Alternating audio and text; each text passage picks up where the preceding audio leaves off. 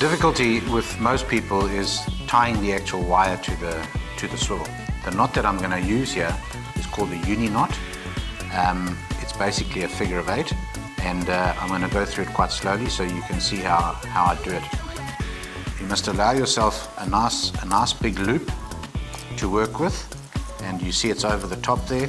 I'm going to take this top piece, I'm going to go around my finger once, twice, and then I'm going through the middle. There's the knot that's formed. This little tag end here I'm going to try and keep as small as possible. So I'm actually going to put my fingers into this loop at the bottom here. This is quite important, and I'm pulling with these fingers. I'm pulling this wire, and I'm making sure that I can actually pull this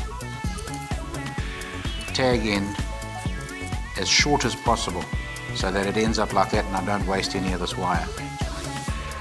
Once I've got it well formed and it's not going to spring apart like that, I put this hand's fingers into the loop. I pull that down so that it's tight across there, and I'm holding the knot here in my fingers. I grab the tag end with a decent pair of pliers, and I just give it a nice short sharp jerk.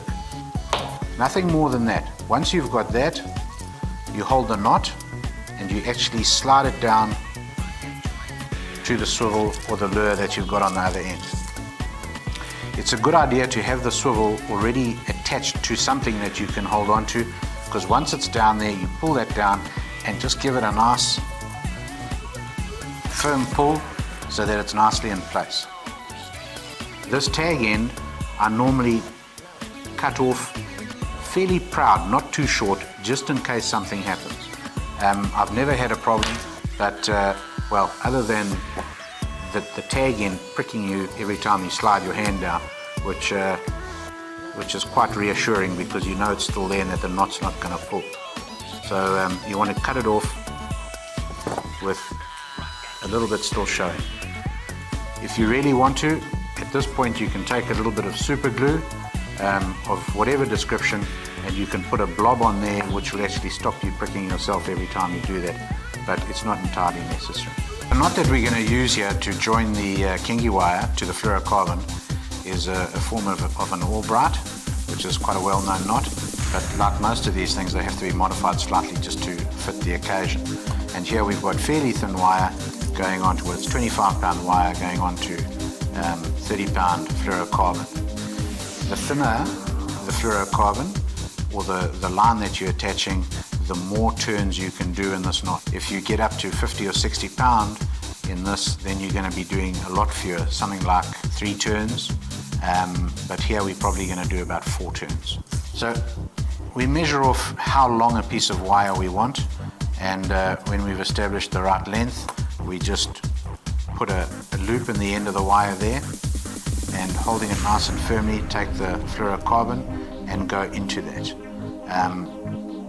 This is where each person is a little bit different in the way they hold things. It makes it a lot easier for some people to do the knot the way they know it, because they're quite familiar with it. But for me, if you hold those two together, squash the line in there, I've got everything under control, and I can then go this side, hold that together, grab that line, there it is coming in, because this is where I'm going to start the turns. I've got about 150 to 200 mils here, and I'm going to go around nice and tight, and I'm going to make those loops. 1, 2, 3, and we'll do one more, 4.